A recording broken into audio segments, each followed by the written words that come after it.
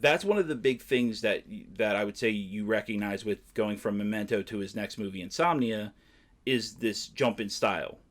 Like, you still see the elements, I would say, of the story structure, the themes of the story. They're still present, but in terms of how the visual is, it goes from... It's not so wildly subversive.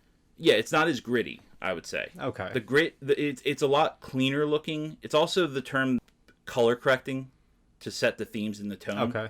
So one of the big things you notice is that he goes from his style of, like, you know, with Memento and following maybe being like a little bit lit brighter, I would say, or having like a brighter kind of look to it. Yeah. Once he makes the jump to the studio movies, his movies start to develop his signature style, which is cooler, darker tones. Yeah.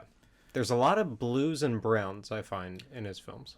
In with Insomnia, blue is a big color. That's a big one that definitely pops out with the color correcting of the film. Okay. So now with Insomnia, he makes the jump to the studio. With that, he gets to work with, like, again, not to say Guy Pearce and Carrie Ann Moss and Joe Pantoliano are at all not good actors. They're great actors, but they were able to be got for a lower price, whereas now you can target, like, big name actors like, say, Al Pacino, Robin Williams, and Hilary Swank. Yeah. So with Insomnia, you have a totally different film schedule as well. This is by far his longest shoot. Has a much more intense film schedule, whereas Memento being shot on a budget, it's like, all right, let's fucking go. Let's get this done. Yeah. Whereas now he can actually take his time, work with the actors a little more in depth. He can give himself time to, you know, come up with some shots that he really likes. He can explore the area itself where he's going to be filming. The movie Insomnia takes place in Alaska. With the movie Insomnia, we follow the character of Will Dorner, played by Al Pacino.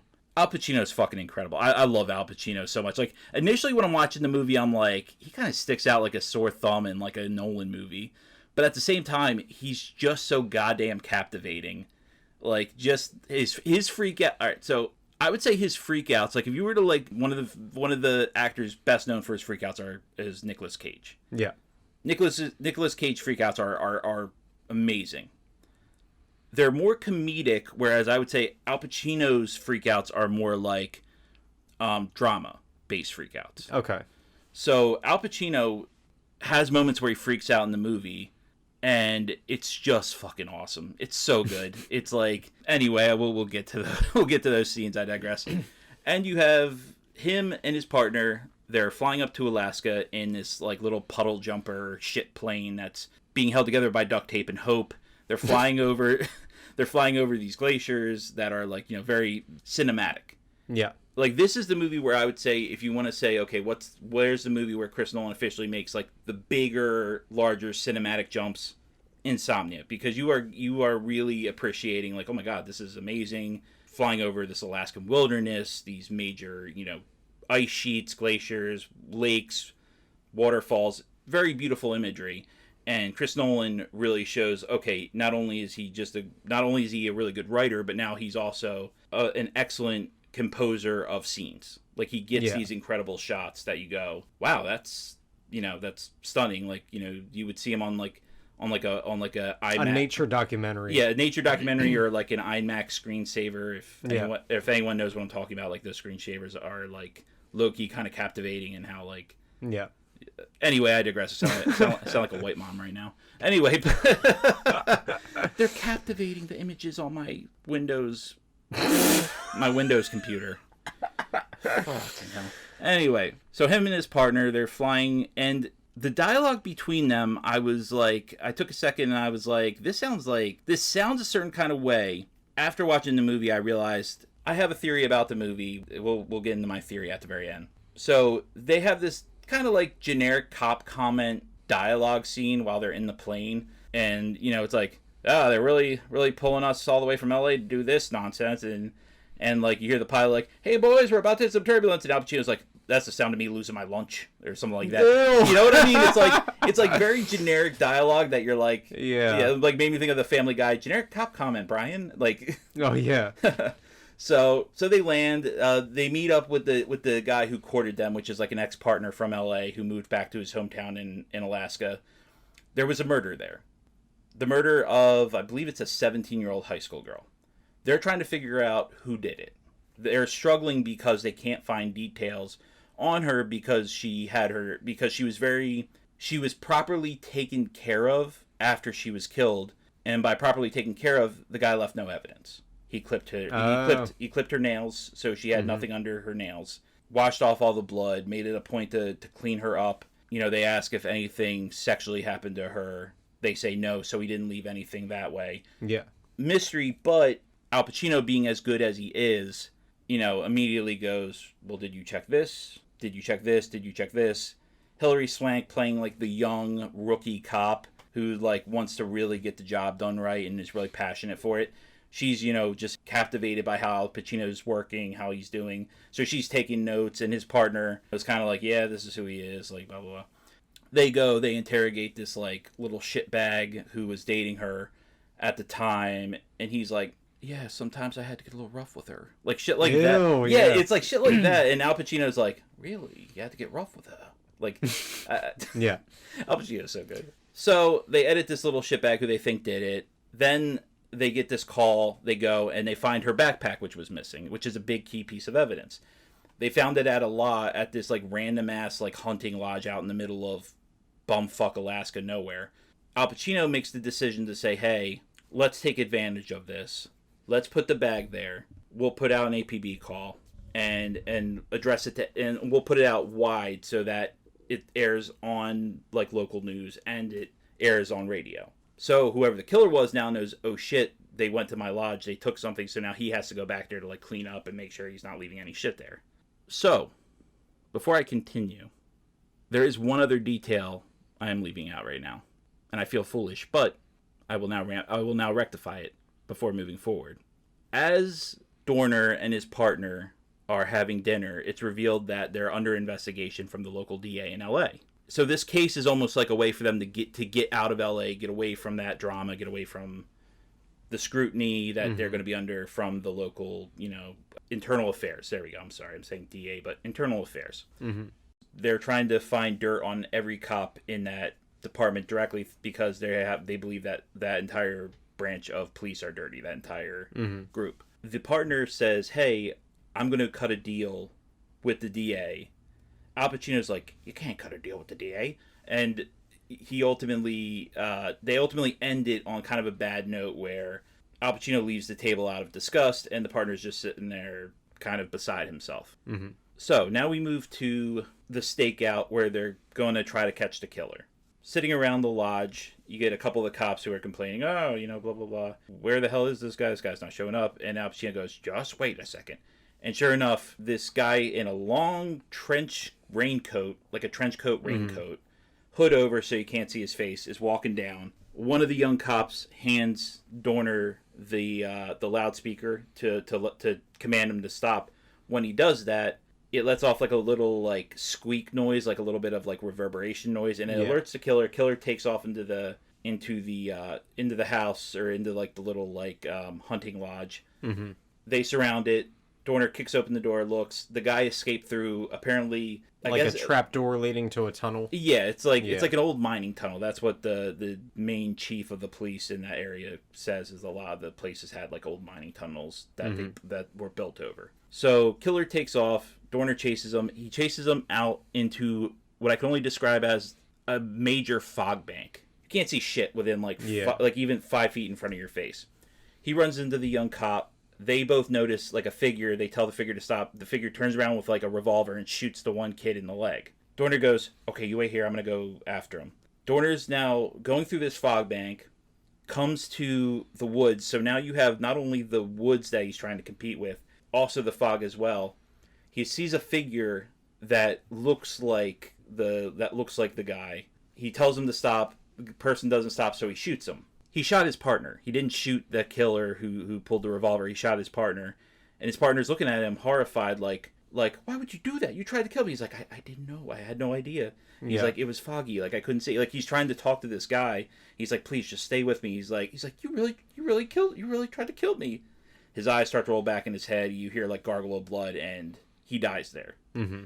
He shot and killed his partner completely by accident that we know of. Mm-hmm. We don't, like, again, we're going off of what the person who committed who shot the other person, we're going off of their viewpoint. Yeah. But maybe he realized it was his partner and thought, hey, this might be a good time to get rid of like a loose end that might get me implicated. Classic Nolan unreliable narrator. Unreliable narrator, and ultimately subjective versus objective reality. Yep. So now they're back at the police department. Dorner has to call his partner's wife, and when the wife says, how did my husband die? He goes, he was shot by the perpetrator who killed the girl. Yeah. So now he's lied and set himself up for a really bad situation. He's in for a bad time.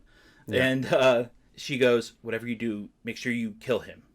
I don't mean by just like, catch him. I mean kill him. And he goes, okay, I'll do that. And she hangs up the phone without saying anything else. So now he has to kill himself because he lied and he said he would kill her husband's killer. Well, shut the fuck up. Wow. So he leaves the police department. He runs to this alley and he vomits in the alley. Mm-hmm.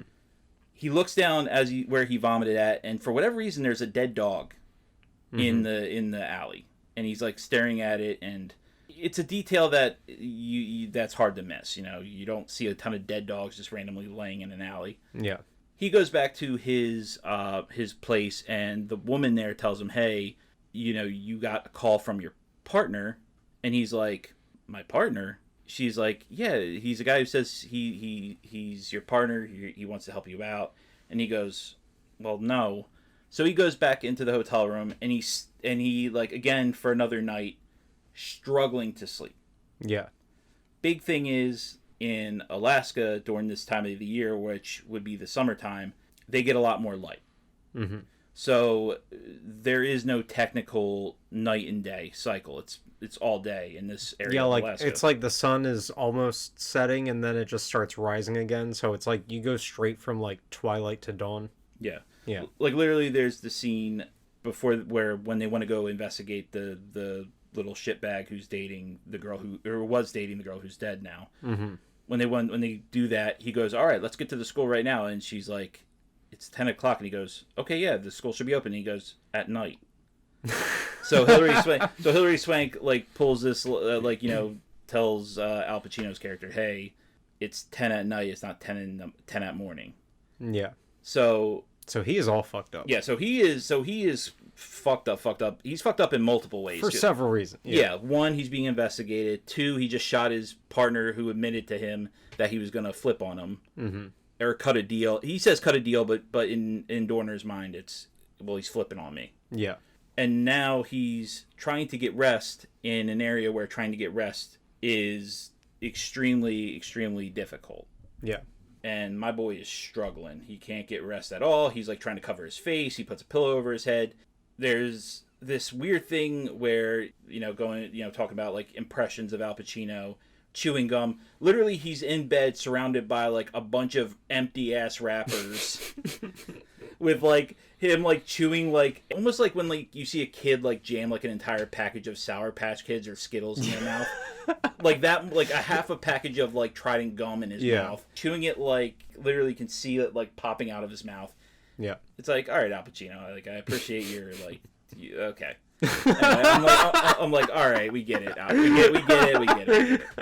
So now it's the next day, and they have to go out and try to recover the evidence that was left at the scene. They get together a group of people. They tell the people, hey, go, we need you to go scan the area, whatever you find, wrapper, any small thing, pick it up or alert an officer, and an officer will come over and collect it as evidence. While there, they find the gun that the perpetrator had shot the cop with.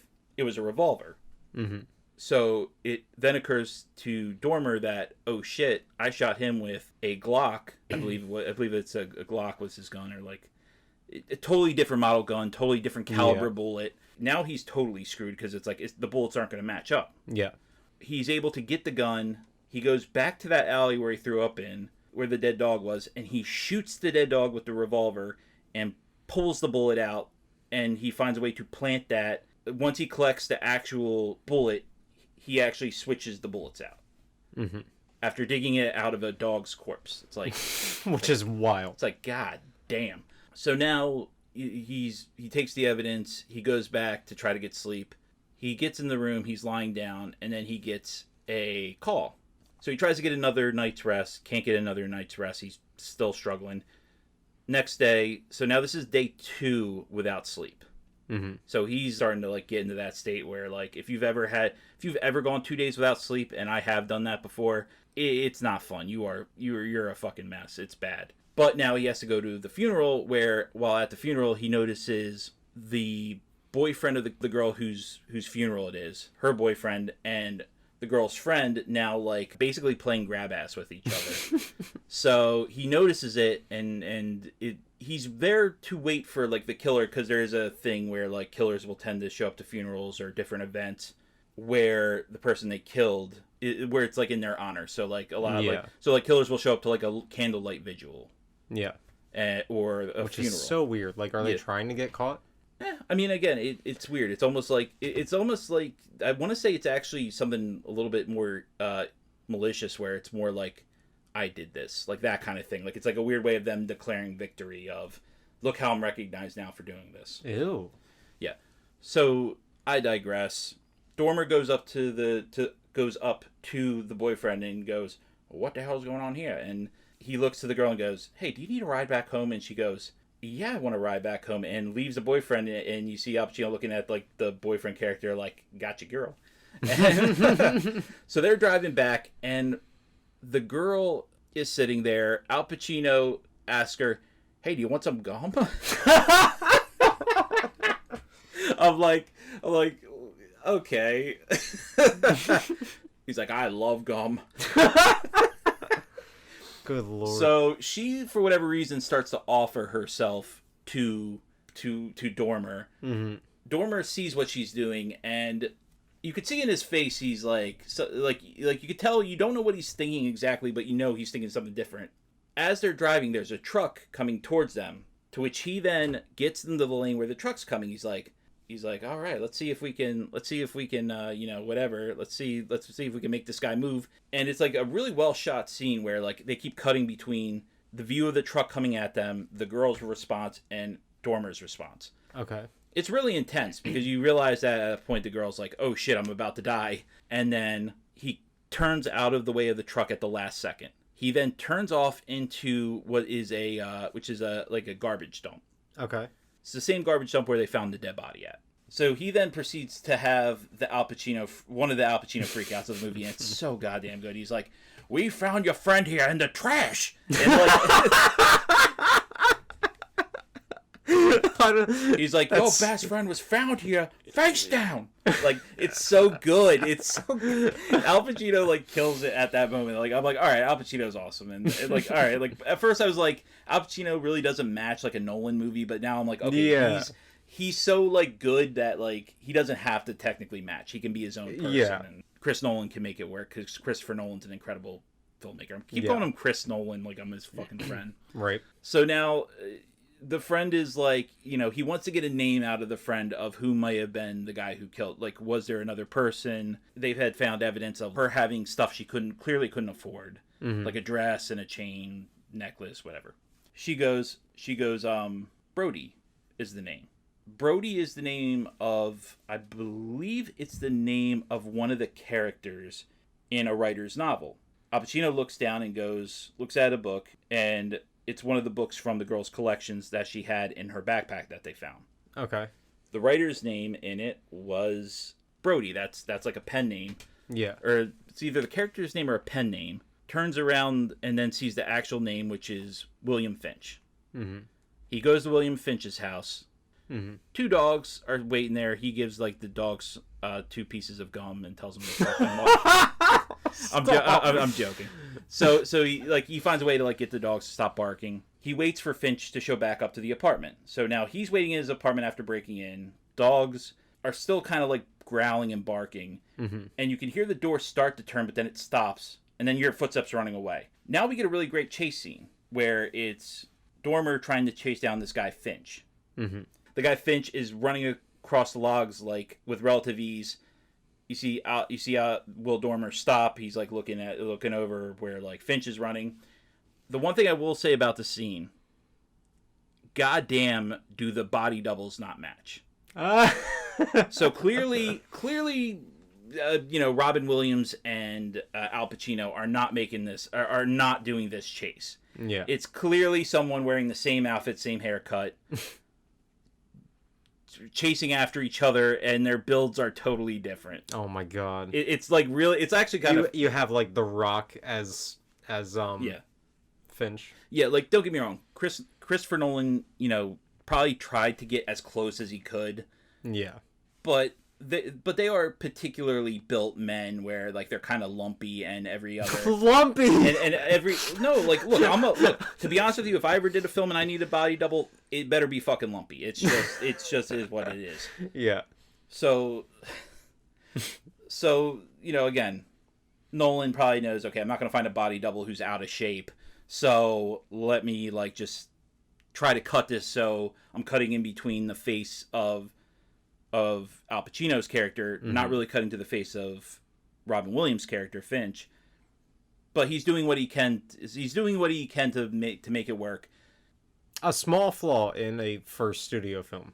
Yeah, I mean, again, it's such a well edited scene, and it gets to that intense moment. Whereas Dormer's crossing the logs, he falls in between a gap, and he's trying to get out. He's drowning every time. But there's logs above him. Yeah, as he's trying to go up, the logs are smashing into each other, so it could smash his head. And again, you got to figure, like, you're like, well, how could that like smash his head?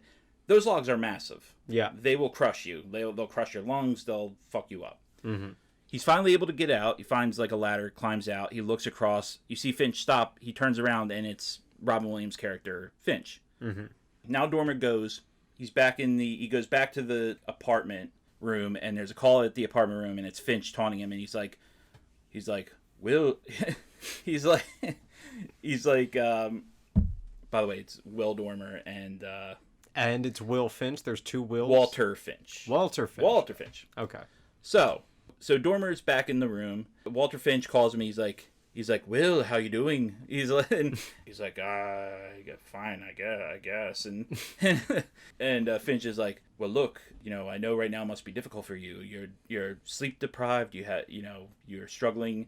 Oh, look, even when I moved up here, it was difficult to get sleep. He's like, you're almost about to beat my time too. I was awake for 3 days. Now you're about to be awake for 4. And he tells him, meet me on a ferry tomorrow. They're going to take a boat, like a ferry boat, across, I guess, whatever kind of bay is there in Alaska, which is like fucking 50 million bays in Alaska. So the next day, there's a brief visit to the police department where they go over the ballistics that say, okay, the bullets now match because he was able to change out the bullets. Mm-hmm. So he's like, okay, I'm covered there. Goes to the ferry ride. On the ferry ride, we finally have the scene where, much like how in The Dark Knight you have the scene where Batman meets the Joker in the interrogation room, mm-hmm. you have this scene here where now they're on the ferry, they're isolated, it's just the two of them, and they're just going to hash it out. So they both kind of go into what their situation is. Dormer goes, did you kill the girl? And Finch goes, I did not murder her, but I did kill her. And you know what I mean? Yeah, it's like one of those scenes where when you hear that, you go, what does that mean? Yeah, like it's one thing if, like, say you push someone, they fall and they hit their head. Yeah. Like, you killed them technically, but you didn't mean to, like, murder them. Yeah. To which then Finch turns to Dormer and goes, I know you shot your partner, I watched you do it, and, I know you're under investigation back in LA. We have to find a way to help each other out. Which is, I'm not going to say anything to your cops about you fucking up. Mm-hmm. But in return, you now have to help me get away with murdering this girl. A lot at stake there with that, because it's not only just the fact that you're going to let a killer go, but on the side with Dormer, you have like the actual implications of his integrity as a cop being called into question. Plus, you also have internal affairs investigating him. Through that investigation, it can let every criminal he ever caught step free. Yeah, and the criminals he caught are guilty. Which is like, now, what did he even do with his life? Yeah. Ultimately, it's his entire reputation, his career on the line. So he does agree to help Walter Finch, someone who did everything he could to get away with it. Now he has to help this person get away with it. And that's actually one of the... I'm still hooked on, like, what does he mean he killed her but didn't murder her? We'll get to that in a second. Okay. But what I like about that is it doesn't try to do some big twist reveal. Mm-hmm. Right from the jump with the introduction of Finch, you know, okay, this guy's guilty. Yeah. No question. He doesn't even try to hide it. He's like... So it's not like a who done it. It's more like the person, you know who done it. Yeah, it's a quid pro quo. But it's like... Yeah, like... a whole different complicated thing. Yeah, it's I'll help you, but you have to help me. Yeah. So Finch gets off at the exit at whatever the ferry stops. Mm-hmm. He gets off, and Dormer tells him they're going to call you in as a witness because of the books that they found on her possessions, and the fact that it's a local writer being you. Mm-hmm. You're going to have to come to the station. I'm just going to set it up so that you're able to walk away. He then, as the ferry's pulling out to go back, they're separating, and then Finch reveals that he was recording it the entire time. Oh. So now he can't even deny it anymore. It's literally his voice is on recording. Yeah. So now it's like, okay, well, I guess I'm really involved now with this fucking guy. Mm-hmm. So he goes back to his room. He's laying there. He's trying to get rest. He starts to seem like he's getting rest. He gets a phone call again. He gets a phone call. Oh my god. And this is the scene where I think Nolan, with his editing, really sells the ultimate what's at stake. Okay. Gets a call from Finch. And Finch is like, oh, you can't sleep? And he's like, yeah, I'm struggling. And he goes, well, I was hoping to talk to kind of explain to myself about what happened with her. And he goes, oh, all right, well, I guess you can, he goes, all right, you want to talk about it? And he's like, well, I just want to explain it to you just so you don't think you're working with a total monster. Well, you see, she had gotten into a fight with her boyfriend. She came over to my place. She, is crying about her boyfriend, about how he's, just hits her, piece of shit. Finch then admits that he opened up to her, said, hey, I really like you, blah, blah, blah. Mm. She then started laughing at him, apparently.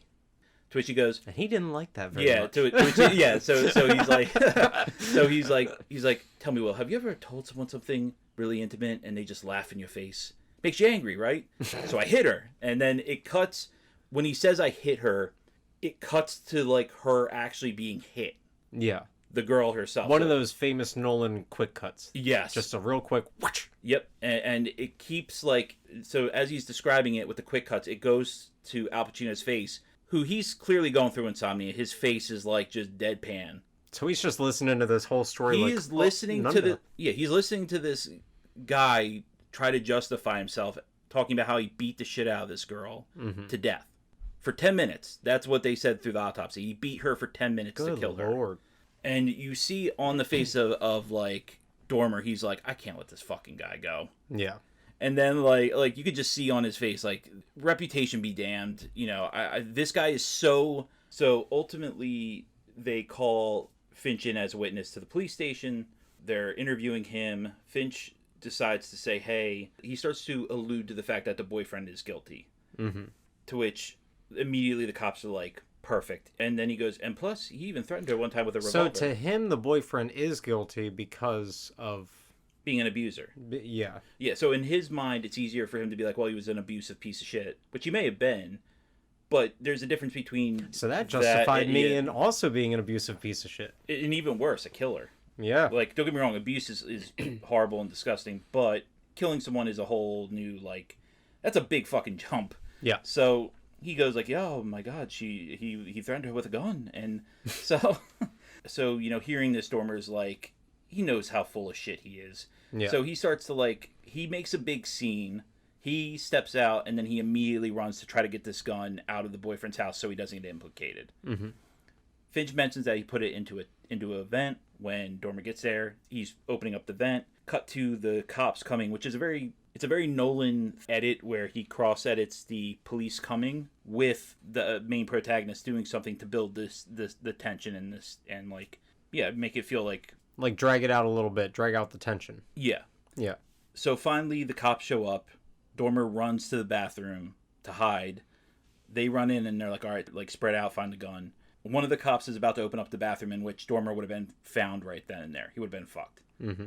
Next thing you know, you hear like hillbilly cop in the background, like, "Oh, I found a gun in motor oil," and like sure enough, they all gather to look at the gun. Dormer takes the second then to like come out of the bathroom to make it look like he just walked in, and you see the gun covered in oil. Finch did a good job of like a misdirection, basically, of saying, "Hey, I put it in the vent, but it was actually somewhere totally wrong." Now you have it where they meet up afterwards, Finch and Dormer, and Finch was like, "You did a really good job trying to intimidate me."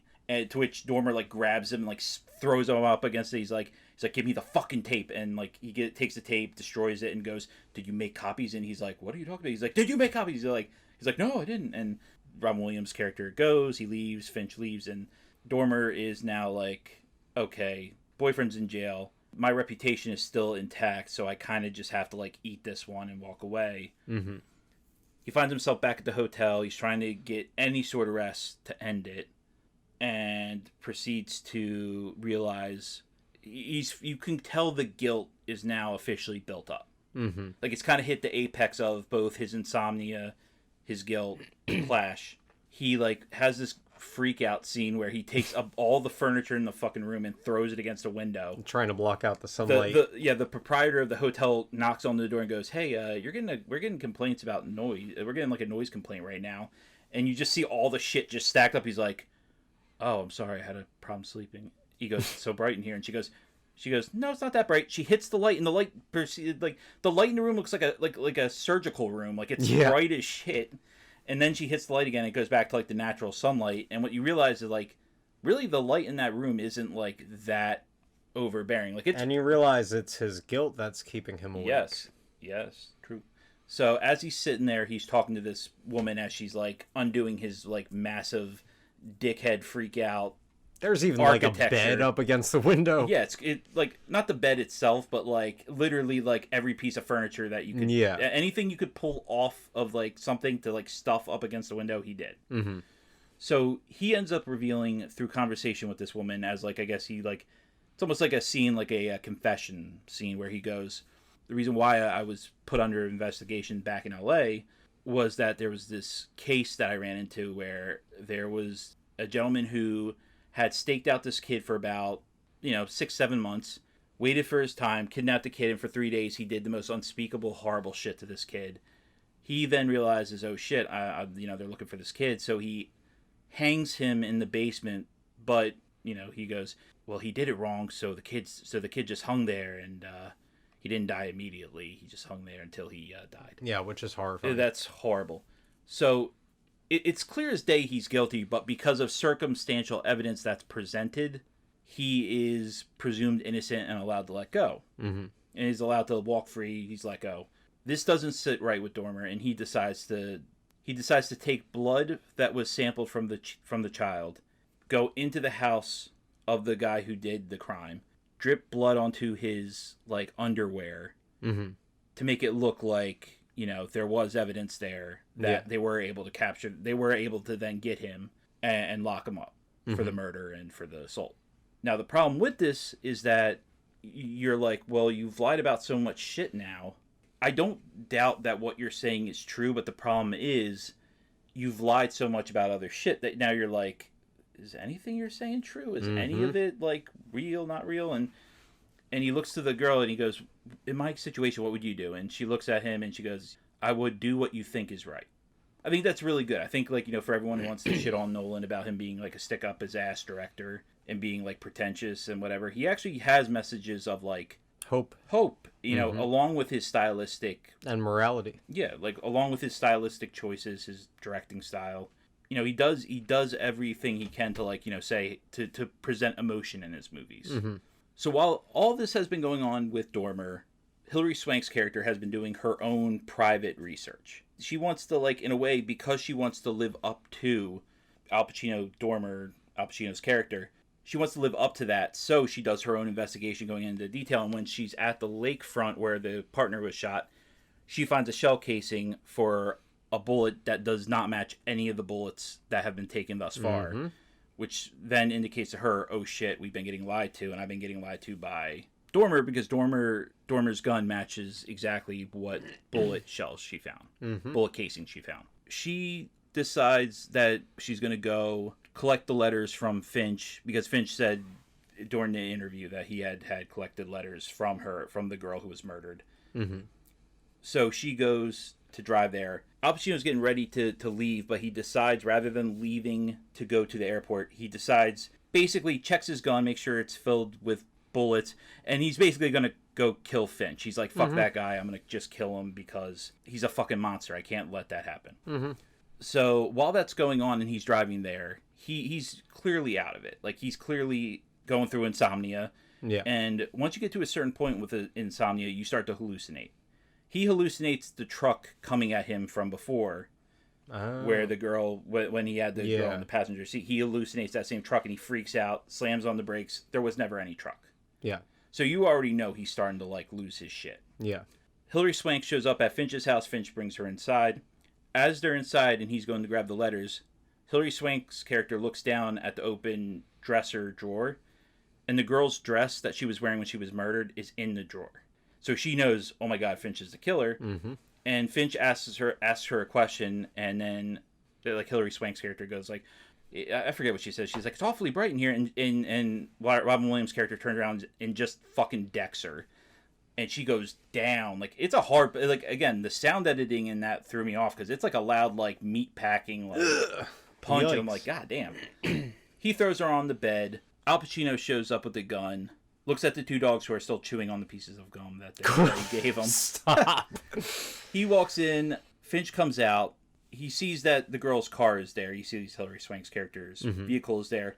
He goes in and he has the gun drawn, and Finch comes out, and Dormer's like, where is she? And, like, this is the line from the trailer. He's like, where is she, Finch? And he's like, look at you. You're hallucinating. You're going crazy. You've, 7 days without sleep? You're clearly out of it. And then I want to say, like, Hilary Swank calls to Dormer, which distracts him so that Finch can then just start beating the shit out of him. Mm-hmm. So then you see Robin Williams and Al Pacino, again, another scene where they're cutting between their body doubles as they're fucking each other up. Yeah.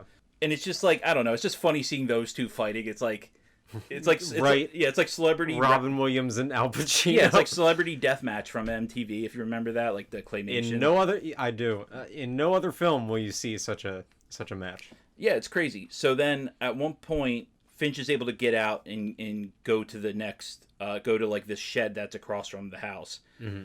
Both Dormer and Hilary Swank's character, they're talking, and next thing you know, you just hear, and, like, he has a shotgun. So now he's like, I told you about the surprise.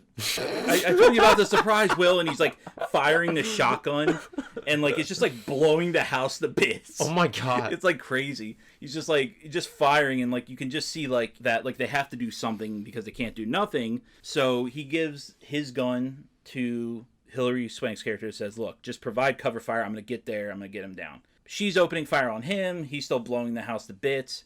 It's a cool interconnected, like, again, going back to the tension building. Yeah. It's cool to see the interconnection of Robin Williams' character shooting the shotgun, Hilary Swank's character ducking, not trying to get hit in the head by bullets, and Al Pacino sneaking underneath the shed to climb up to get to him. That is cool. So then, finally, he gets to Finch, Robin Williams' character.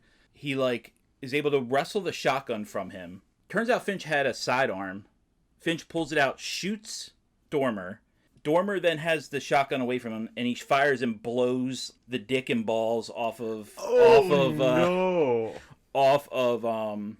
Finch. Mm-hmm. And Finch proceeds to then fall into, like, the opening of the shed at the bottom, and he falls and just hits the water and sinks underneath the waves, and he's done. Dormer at this point now is bleeding out, along with being, in the middle of an Insomnia episode, like, and just out of it. And, like, the girl, whose name's Ellie Burr, proceeds to come up and she goes, I need to know before, did you, like, kill him or whatever? And he's like, I did shoot my partner, but it was foggy and I didn't even know it was him when I shot. And she goes, did you mean to kill him intentionally? And he goes, I don't know. Which, that answer there, it's, like, weird, because he goes, I don't know because it was foggy. I couldn't see. I fired at what I thought was the suspect. It was my partner.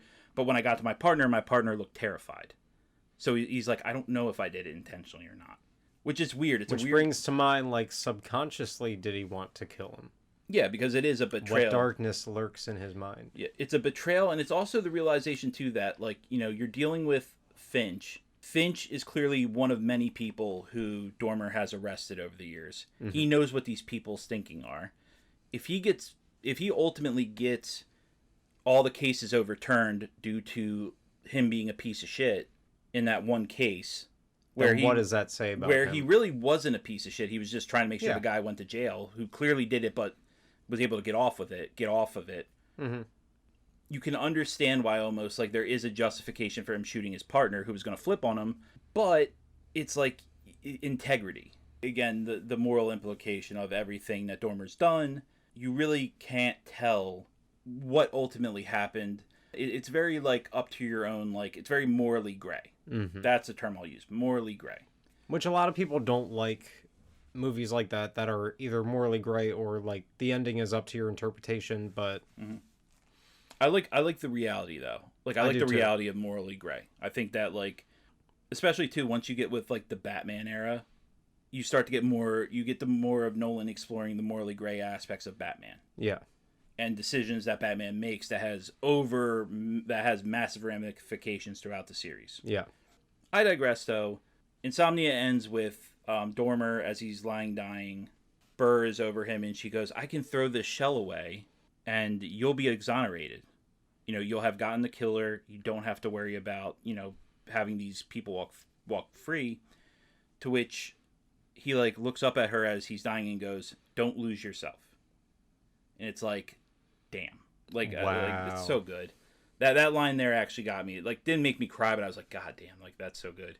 And he dies, and she is ultimately holding the shell with the bag in it, and that's the closing shot, leaving it up to like, you know, does she do it? Does she not do it? In terms of presenting it as the evidence of him having lied about him shooting his partner. I like to think she turned him in post-mortem. The message, because it seems like she's doing everything by the book. She's doing what she's supposed to be doing. Yeah, she like looks to Dormer as like a mentor almost, like, and like, she's the person that she sees him as.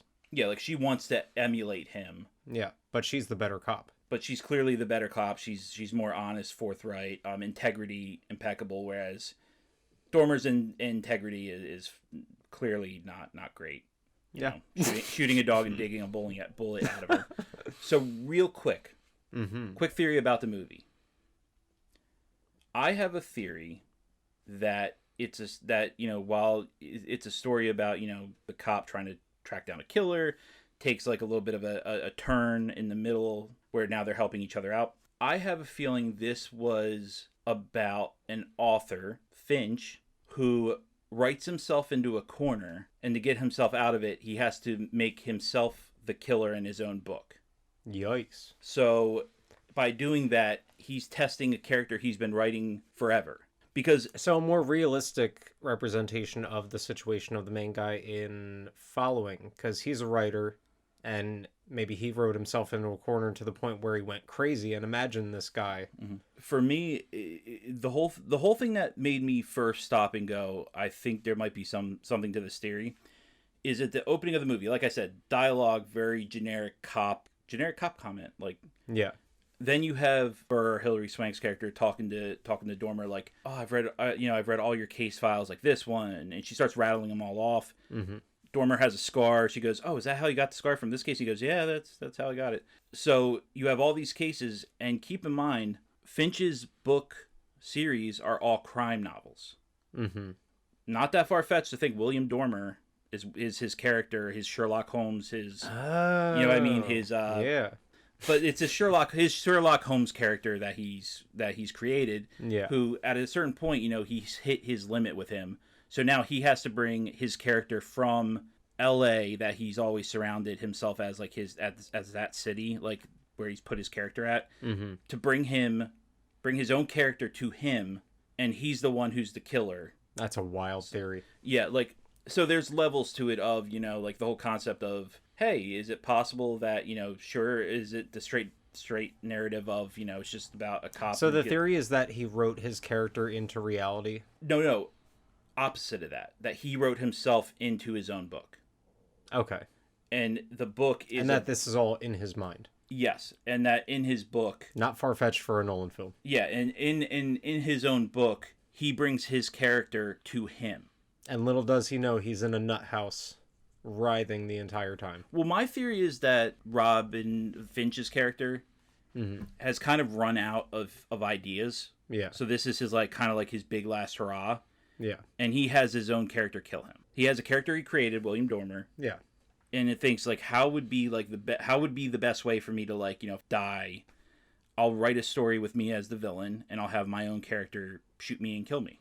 Not a bad theory. And it's like, and if you think about it too, you could view this as a crime novel where it's complex, you know, there's no straightforward answers. Yeah. Like some of the dialogue even too where I was like, yeah, this almost like a noir. Yeah, and like the dialogue kind of to me gives it away because it's so like stiff and I'm like, well, it sounds almost like generic writing for like a book. Like it sounds like literally it's lines that you would read in like a pulpy film, like mystery cop drama, crime drama. Yeah.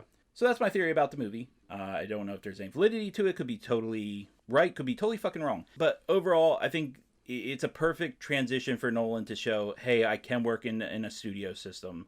Yeah. I can work with a larger budget. And if you don't view this film under the lens of that crazy theory, which I think it's a good theory. I'm not saying it's crazy or whatever. No, it's out there. I'm not. Don't get me wrong. It's not. But if you want to view this film as just a really good crime drama without anything trippy about it, like it's just a good straightforward film, and I can kind of compare it to George Lucas. His first film was THX 1138. People appreciated his artistry. Like producers were like, okay, you got something here, but this film didn't make a lot of money. Before you make Star Wars, let's prove you can bring in an audience. So then they had him make American Graffiti, which was a comedy which brought in a lot of people. You could see Memento as Nolan's THX, and you can see Insomnia as his American Graffiti, like making more of a straightforward film. Yeah, and this movie definitely too. It did okay. You know, there was the budget for the movie was $46 million. Ultimately, by the closing, it ultimately grossed worldwide $113 million, which for Nolan that's okay. Which should tell you how good Nolan is. Yeah, like that's okay. Like that's not like that. Like for $113 million to be your okay movie, not fucking bad. Right. Yeah. So I would definitely say going forward after doing Insomnia, next movie, which we'll be talking about next time, Batman Begins. Yep. The bwomp bwomp. Yep. It's where Nolan goes from his own beginning to now his stride, is what I'll say. Yes. So we want to thank you for joining us. I really think that I'm excited to keep talking about Christopher Nolan because the guy is just a beast. He really is. I could talk about him all day, every day. Yeah, and like even too, like he's known as a director. He's known as I would say writer second, director first. But his command in the editing room, though. Yeah, like he really like orchestrates his movies working with the editor. So goddamn good. The way he plays with time and little flashbacks, those little quick cuts, like so good. Yeah, he knows, and also to the ability to build tension. Yeah. And boy, in The Dark Knight does tension become a real big fucking thing. So, I want to thank everybody for listening. My name is Big Rich. And I'm Goldrich, and thank you very much for joining us for Christopher Nolan Part 1. Goodbye.